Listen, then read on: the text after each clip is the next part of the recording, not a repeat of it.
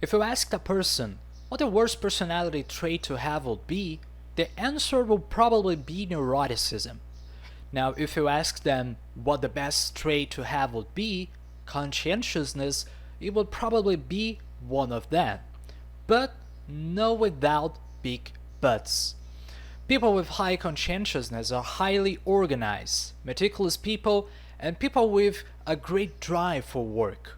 That is, if a person with low conscientiousness and another with high conscientiousness were both unemployed, it is very likely that the person with high conscientiousness would feel much more worse about themselves for not being working. The strangest thing about this is that no one can explain why this happens. It is known that conscientiousness has a strong relationship with the prefrontal cortex, but unlike openness, it has nothing to do with dopamine, but rather with serotonin, a neurotransmitter of emotional stability and even social status as well. In nature, for example, we see animals like lobsters fighting among themselves, and when one lobster loses and the other one wins the fight, the lobster that loses tends to become depressed and demeaned, while the lobster that wins keeps its claws up to symbolize victory. So when you try to see what's going on in the nervous systems of these lobsters, you see that the losing lobster has very low amounts of serotonin, while the winning lobster has exactly the opposite. It is full of serotonin. And here's the most interesting thing. If you give the losing lobsters something similar to human antidepressants, making the serotonin in it stay there in the neuron system for much longer, you notice that the next time it fights and it loses, it doesn't get so depressed. And it actually gets more active so it can fight again and again. One of the rules of nature is that losers tend to keep losing, and winners have a better chance of continuing to win. This is closely related to a passage in the Bible that says, "To everyone who has will be given more, and from everyone who does not have, everything will be taken away." The reason why I'm saying these things is that conscientiousness or organization is closely associated with this issue of social hierarchy. These are people who are most likely to become lawyers, for example, and not only follow but learn all of those things of laws and codes and things and so on.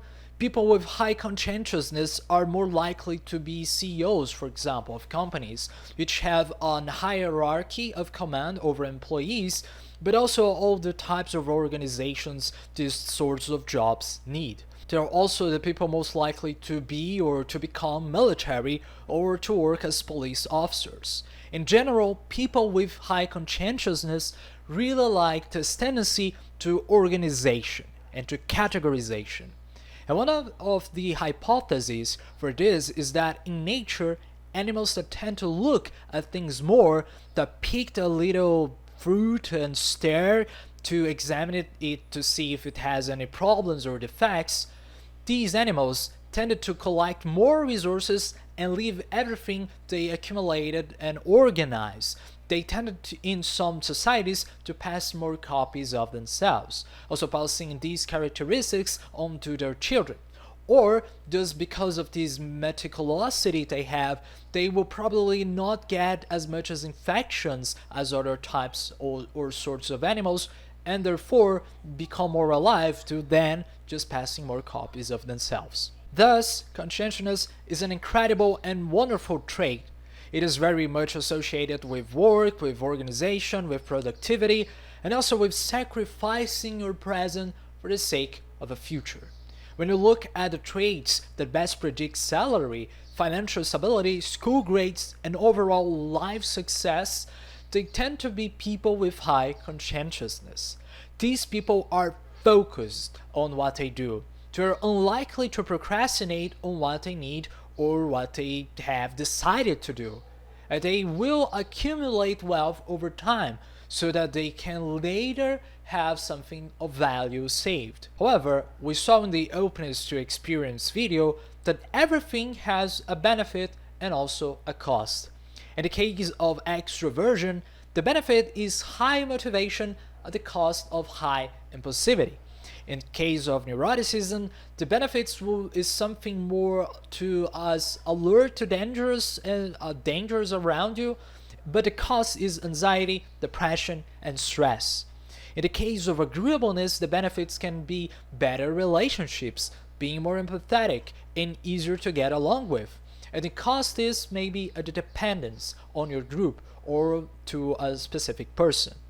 In the case of conscientiousness, however, the benefits are all of these things, such as accumulating wealth or being more motivated or more likely to complete goals and to work. On the other hand, the differences between someone with this trait in the 90th percentile and a person with obsessive compulsive disorder are almost none.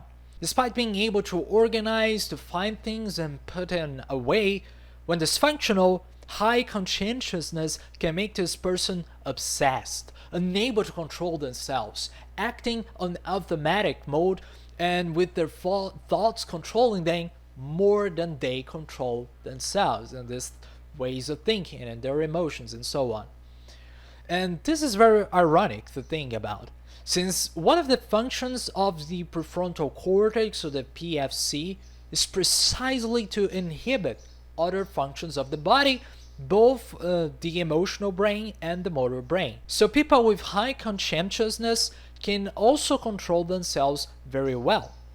But, as Sigmund Freud would say, at the foundation of psychoanalysis, if a person has a psychic energy, a drive, or some desire inside them, and they tell themselves to not do that specific thing, that desire will continue to grow inside them until it explodes at some point. And it is assumed that for people with dysfunctional conscientiousness, it will probably be through obsessive compulsive behavior. And for people with high or very dysfunctional conscientiousness, obsessive and compulsive behaviors would be the sort of way of escapulating these inside or repressed desires.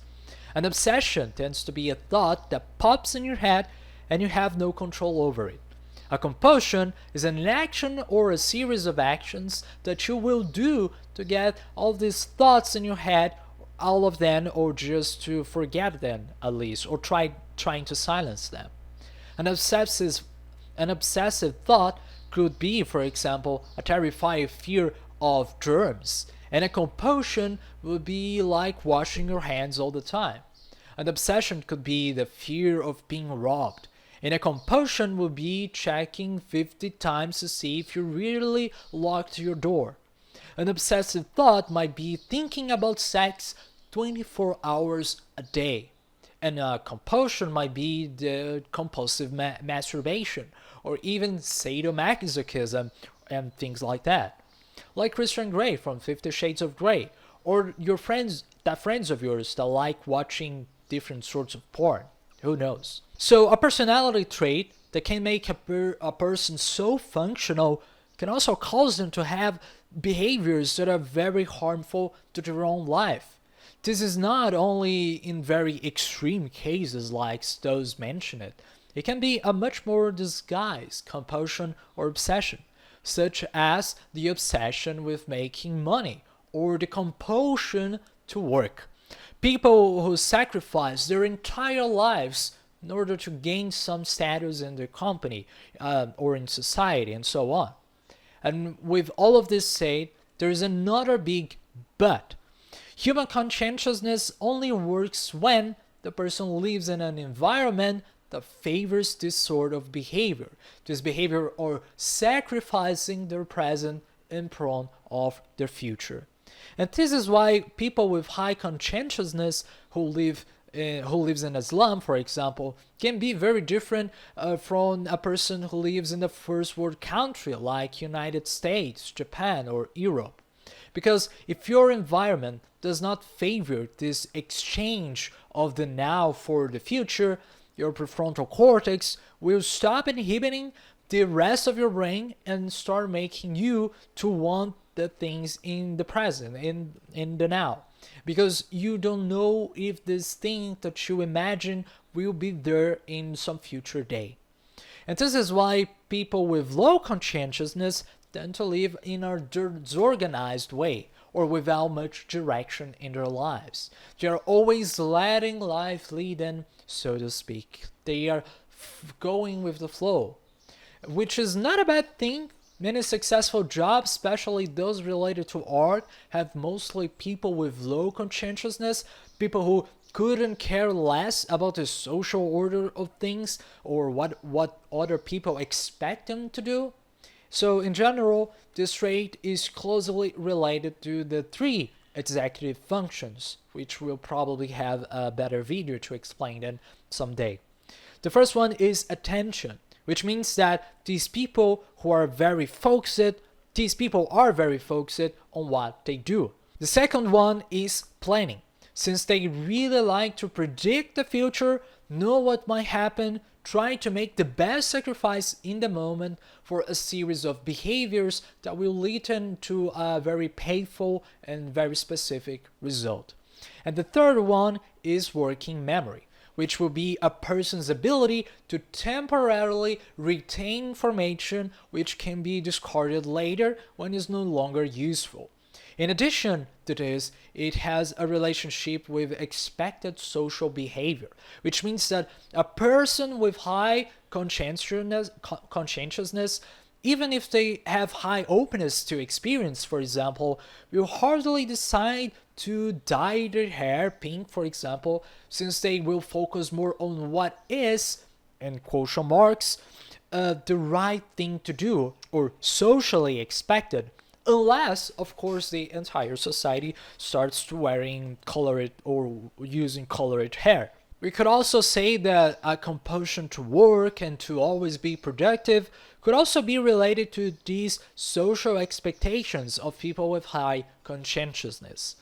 Now, an example of a person with very high conscientiousness and very high openness to experience, for example, would most likely be Steve Jobs, since he had this very high capacity for planning and visioning the future while also maintaining a very high level of creativity and flexible behavior. To learn more about these combinations of traits, I'll link in the description a table or a summary of all the possible combinations between the big 5 traits. Maybe I'll do another video, but for now, this was the series on the big 5. I hope you enjoyed, and goodbye.